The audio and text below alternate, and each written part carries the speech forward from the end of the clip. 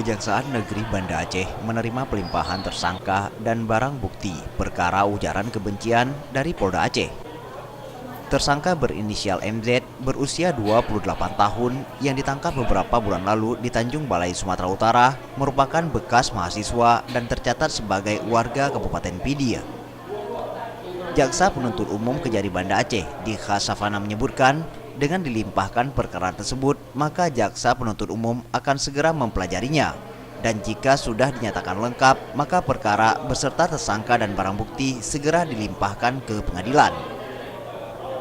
Sini kita tahap 2 penyerahan tersangka dan barang bukti dari pihak penyidik ke kejaksaan. Hari ini kebetulan pukul 11 dan ini baru selesai. Mereka dia disangka melanggar pasal 45 ayat 3 junto pasal 27 ayat 3 Undang-Undang ITE yang terbaru. Ancaman pidananya itu 4 tahun. Maksimal 4 tahun.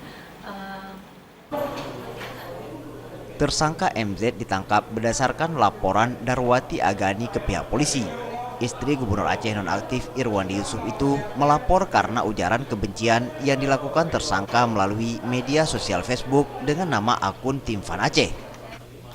Ujaran kebencian yang dilakukan dengan menyebarkan foto pelapor dengan seorang tersangka mucikari prostitusi, dan dalam teks foto itu juga mengandung ujaran kebencian.